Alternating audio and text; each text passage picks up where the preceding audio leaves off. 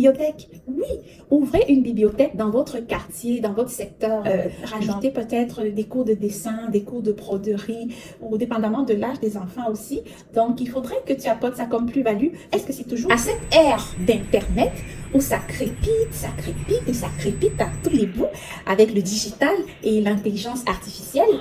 Il va falloir faire la différence. Donc, il va falloir utiliser son savoir-faire parce que c'est le savoir-faire qui va faire la différence.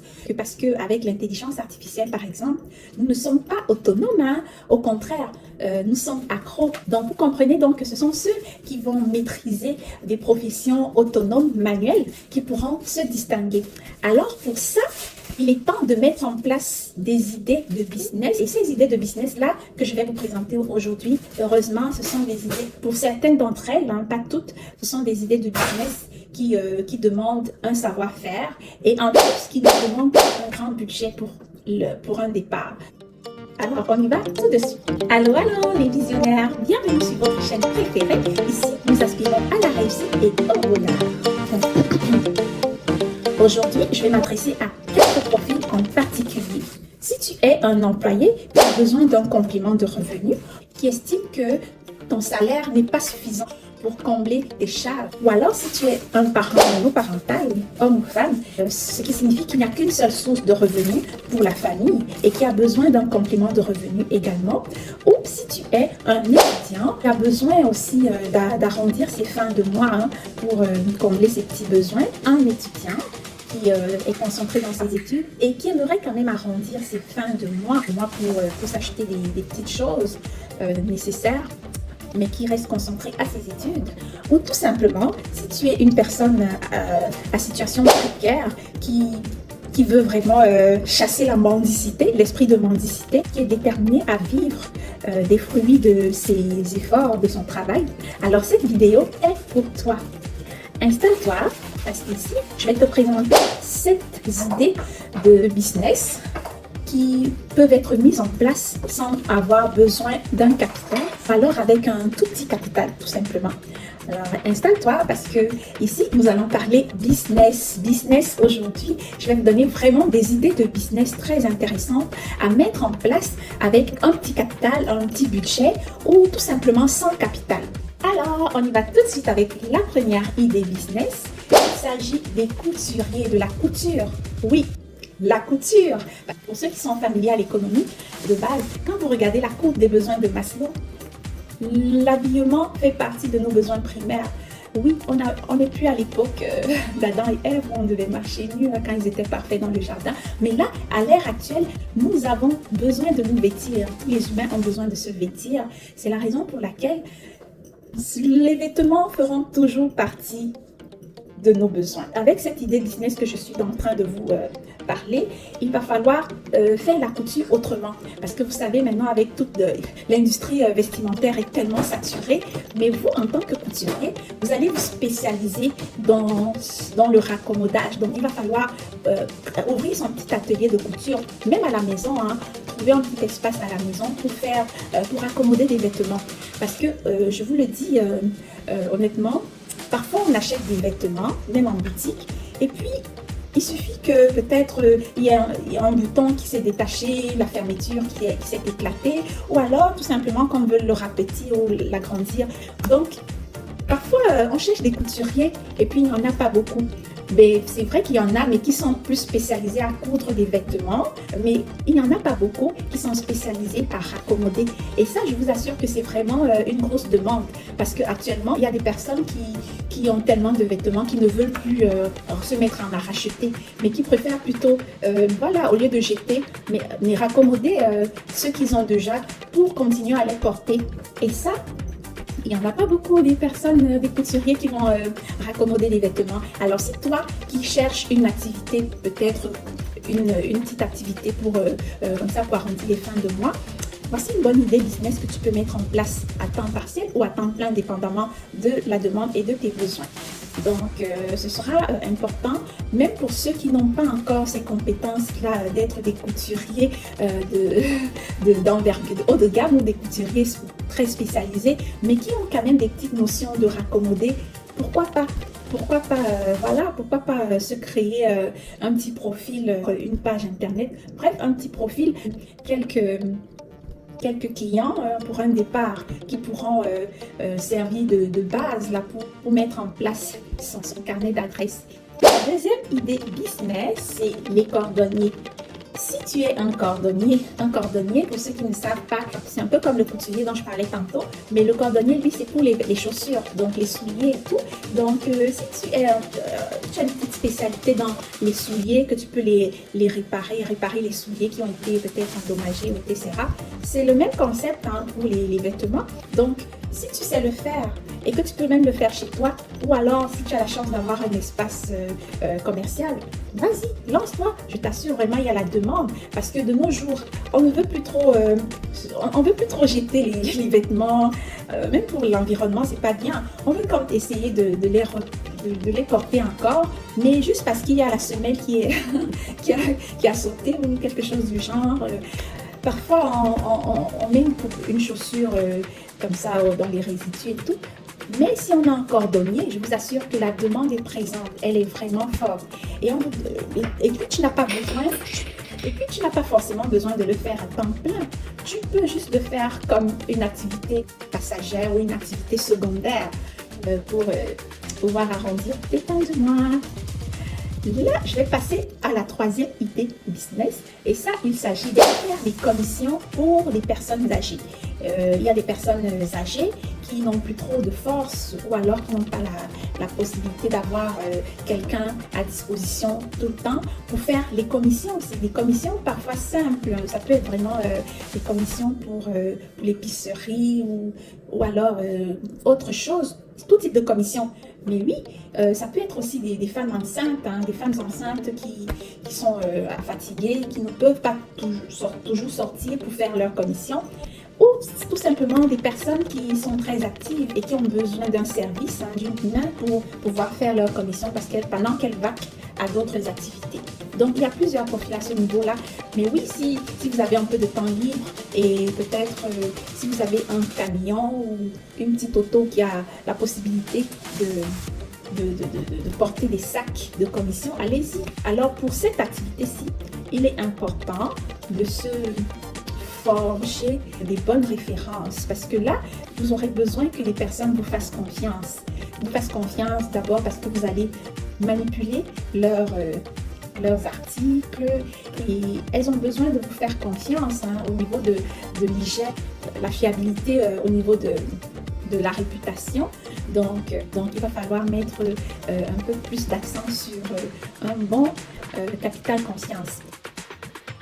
Alors, la quatrième idée business, c'est le commerce Internet. En fait, il s'agit de la revente des articles, hein, des petits articles routiniers qu'on utilise dans la routine de tous les jours. Là, je vais tout simplement prendre un exemple hein, sur une spécialité que je maîtrise. Hein. Je vais parler des sous-vêtements, par exemple. Moi, je suis une distributrice de sous-vêtements, ce qu'on appelle encore grossiste. Si vous avez cette envie-là de mettre en place une activité comme la revente en détail des sous-vêtements, sachez que je suis ouverte à vous aider à mettre en place hein, cette activité-là de A à Z. Si vous avez besoin d'un accompagnement, parce que c'est vraiment ma spécialité. Donc, d'ailleurs, je vous invite par la même occasion à visiter la boutique en ligne Dorina Fashion. Je mettrai le lien. Pour quelques-uns d'entre vous, je pense que vous savez déjà de quoi il s'agit parce que j'ai quand même beaucoup de clients parmi vous. Donc, c'est un petit rappel.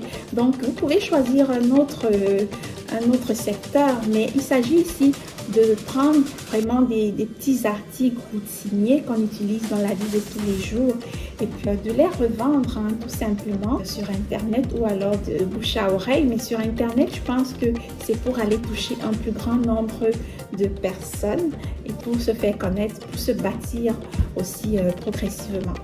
D'accord? Donc, si vous voulez revendre, par exemple, nos lingeries, je profite de l'occasion pour vous informer que je suis une distributrice. Donc, je peux vous aider donc, à mettre en place cette affaire de A à Z. Où que vous soyez dans le monde, sachez que c'est possible, hein, c'est possible qu'on puisse vous aider à bâtir cette affaire-là. Donc, si vous voulez en savoir plus, vous avez nos coordonnées pour en discuter. Donc, on va passer au 5e point, donc qui est la 5e idée business.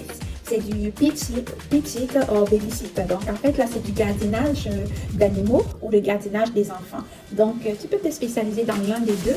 Si tu veux te mettre à garder des animaux pour des personnes, par exemple, qui sont en Europe, là, il y a une grande clientèle hein, des personnes qui ont besoin de faire garder leurs animaux. Ou alors, ça peut être le cas des enfants. Il y a des personnes qui ont aussi besoin de faire garder leurs enfants.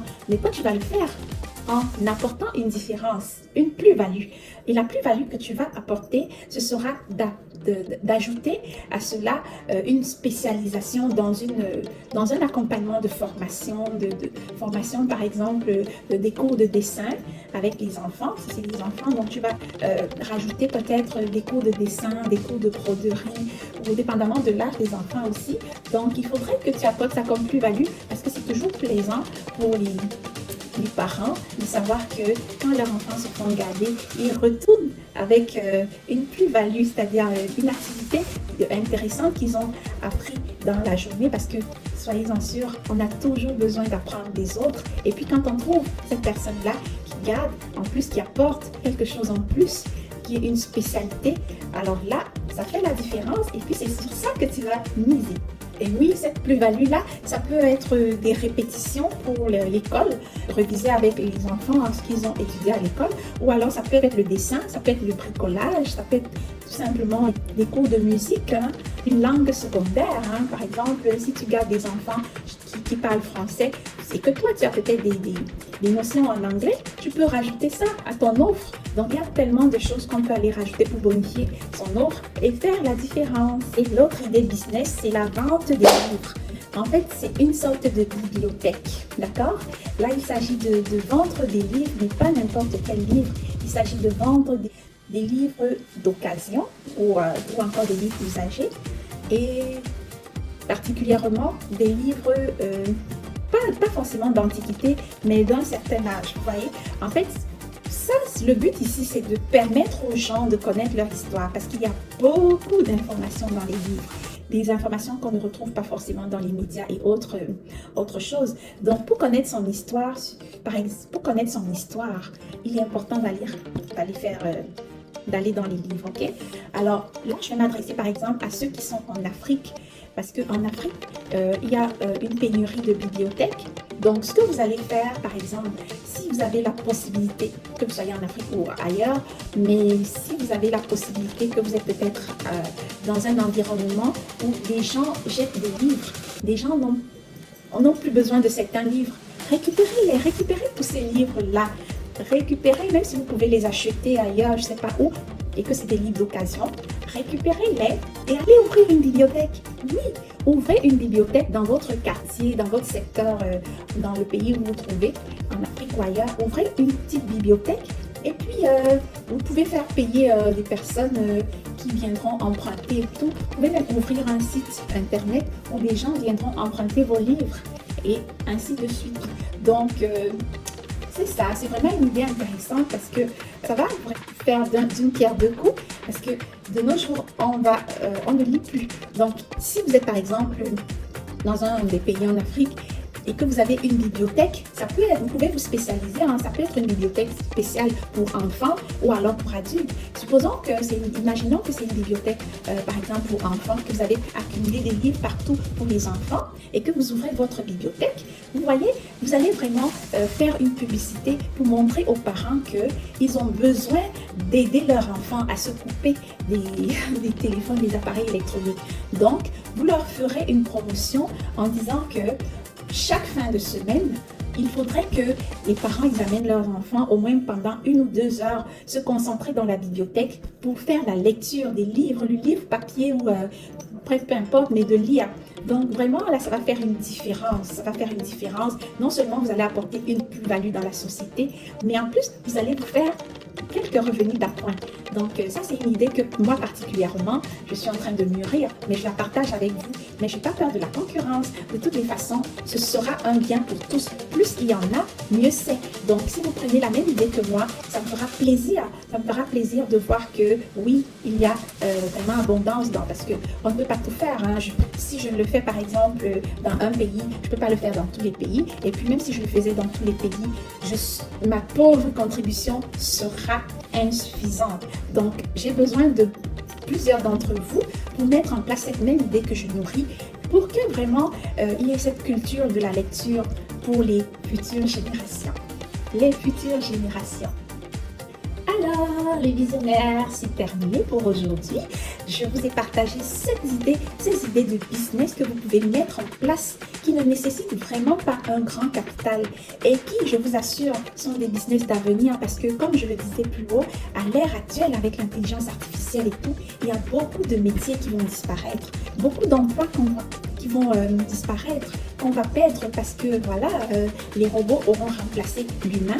Donc, il va falloir faire la différence en apportant son savoir-faire, soit dans ses aptitudes ou ses compétences manuelles, soit dans son imagination ou ses compétences innovantes, soit faire preuve d'innovation en apportant des idées comme celles que je vous ai partagées aujourd'hui pour aller chercher à tirer sa part du gâteau et se faire des petits revenus d'appoint. Alors, j'espère que ceci vous aura intéressé, mais ce n'est pas tout. J'espère surtout vivement que vous les mettiez en place parce que c'est bien beau de parler, mais il faut passer à l'action. C'est l'action qui fait la différence et je compte sur vous pour passer à l'action parce que comme je le dis toujours, sur cette chaîne, nous aspirons à la réussite et au bonheur. Alors, ceux qui ne sont pas encore abonnés, je vous encourage à vous abonner. Abonnez-vous les amis. À la prochaine.